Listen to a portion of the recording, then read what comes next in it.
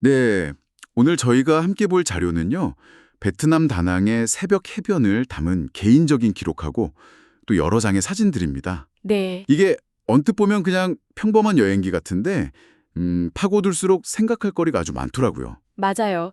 자료의 핵심은 새벽 5시 반에 시작된 6km 달리기인데요. 네, 여기서 중요한 건 속도나 그런 기록이 아니라 그 달리는 방식에 있는 것 같아요. 아, 방식이요? 네. 그래서 이번 이야기는 단순히 무엇을 받는가를 넘어서 어떻게 받기에 그 모든 것들이 보였는가, 이런 이야기가 될 겁니다. 바로 그 지점이에요. 이 감각적인 조각들을 하나씩 맞춰보면서 다낭이라는 도시의 새벽이 어떻게 살아 숨쉬는지, 또 그 안에서 발견한 것들이 우리에게 어떤 의미를 주는지 한번 깊이 들어가 보죠. 좋습니다. 그럼 첫 번째 사진부터 시작해 볼까요? 네. 아직 해가 뜨기 전 어둠이 아직은 꽤 짙게 깔린 시간이에요. 네, 그래서 그러는지 가장 먼저 눈에 들어오는 건 빛이더라고요. 태양빛이 아니라 도시의 인공적인 빛들이요. 그렇죠. 다낭 항공 스포츠 패러세일링이라고 쓰인 가게 앞에 형용색색 등불이 켜져 있는데 정작 가게 안은 텅 비어 있고 어두워요. 약간 무대는 다 준비됐는데 아직 배우들이 도착 안 한 그런 느낌이죠. 맞아요. 관광객을 위한 공간이 정작 관광객은 없이 그냥 조용히 새벽을 맞이하고 있는 거죠. 네. 그런데 그 사진 바로 옆에 보면 아주 대조적인 빛이 또 하나 있어요. 아, 그 불상 말씀이시죠? 맞습니다. 멀리 언덕 위에서 거대하게 빛나고 있는 불상, 레이디 붓다. 아, 맞아요. 한쪽은 되게 상업적이고 현대적인 관광의 빛인데 다른 한쪽은 정신적이고 또 토착적인 신앙의 빛이네요. 바로 그거예요. 이 두 개의 빛이 동시에 어둠 속에 딱 떠 있다는 게 동이 트기 전 다낭의 정체성을 뭔가 압축해서 보여주는 것 같아요. 정확합니다. 벌써부터 이 도시의 이중성이 드러나는 거죠. 관광객의 놀이터로서의 다낭, 그리고 현지인들의 깊은 삶의 터전으로서의 다낭. 이 새벽 시간은 그 두 얼굴이 가장 극명하게 교차하는 순간인 셈이에요. 그렇게 도시 자체가 조용히 숨을 고르고 있을 때 이제 기록자가 움직이기 시작해요. 네, 달리기를 시작하죠. 그리고 곧 다른 움직임들을 마주치죠. 처음에는 좀 익숙한 풍경이에요. 뭐 다른 주자들, 자전거 타는 사람들, 출근하는 오토바이 행렬 같은. 도시가 서서히 시동을 켜는 소리 같네요. 네. 그런데 해변에 가까워지자마자 아주 특별한 장면이 나타나기 시작합니다. 바로 바다로 뛰어드는 사람들이에요. 아, 이 부분. 이 부분이 정말 인상 깊었어요. 수영모를 쓴 노인분들이 파도 속에서 수영을 즐기고 계시는데 사진 속 표정들이 하나같이 너무나 평온하고 행복해 보여요. 그렇죠.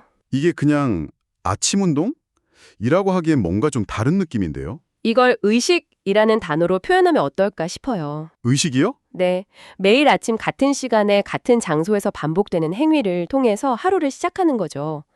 이건 그냥 건강을 챙기는 걸 넘어서 뭐랄까, 공동체의 유대감을 확인하고 서로 안부를 묻는 사회적인 행위에 가까운 거예요. 아, 의식이라. 되게 흥미로운 표현이네요. 그냥 습관적으로 하는 운동이랑은 확실히 무게감이 달라요. 그렇죠. 그런데 이 의식은 바다에서 끝나지 않더라고요.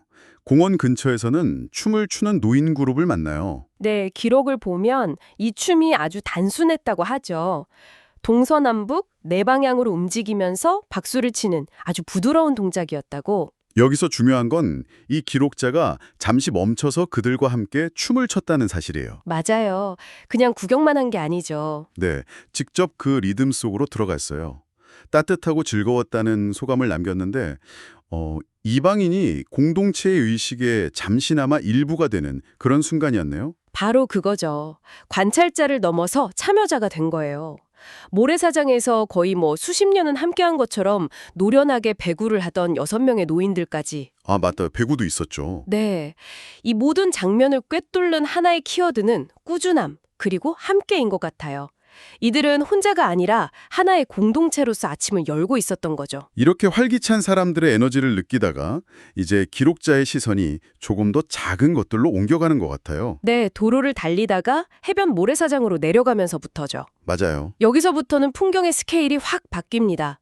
거대한 고층 호텔들이 늘어선 스카이라인을 등지고 이제 발밑에 모래사장을 보기 시작해요. 아, 인간의 움직임에서 자연의 디테일로 시선이 전환되는군요. 그렇죠. 그 전환의 첫 발견이 갓 잡은 생선으로 수프를 끓이던 현지인의 모습이에요.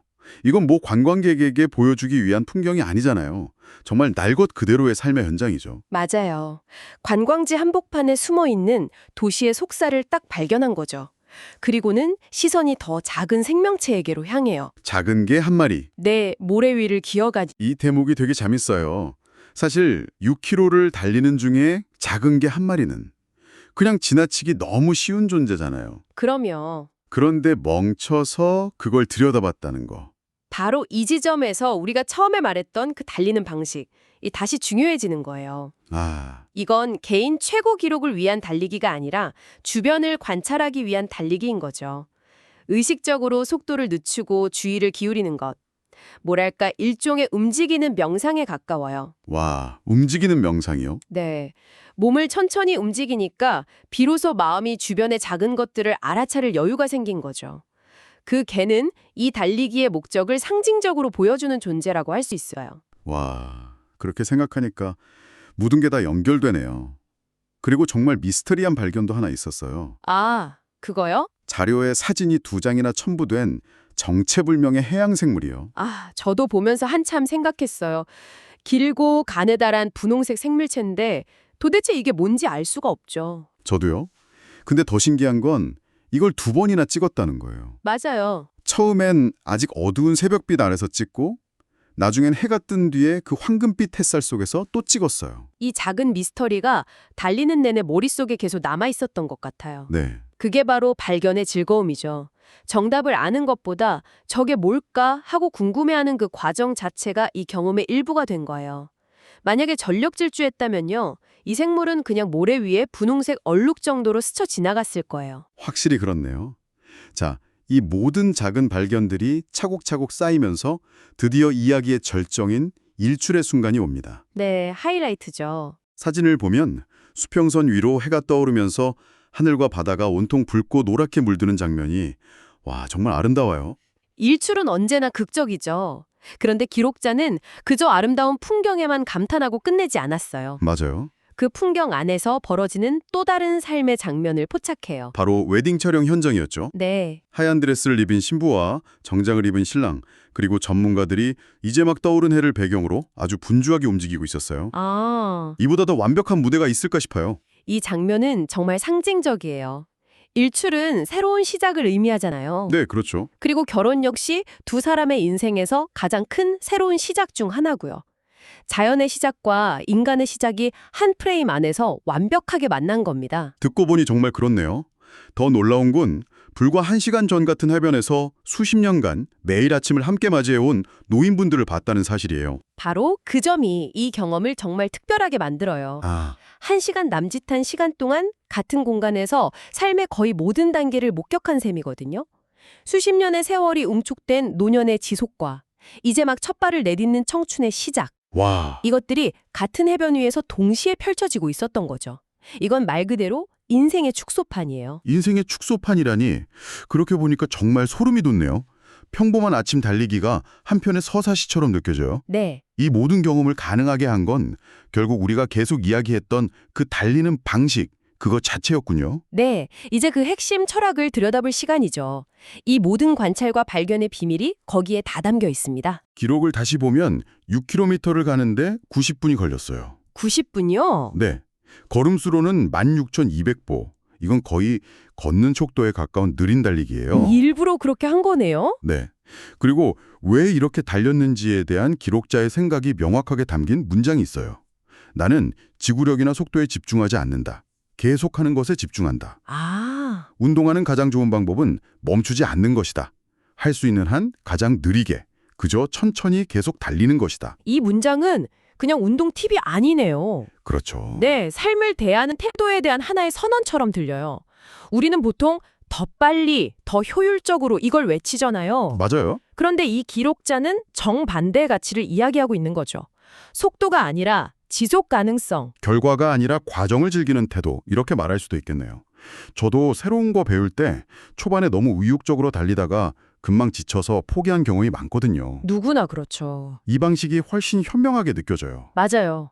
바로 그 느림이 주변을 볼 수 있는 틈을 만들어준 거예요. 아, 앞서 이야기했던 모든 것들, 춤추는 노인들, 작은 개, 웨딩 촬영 커플.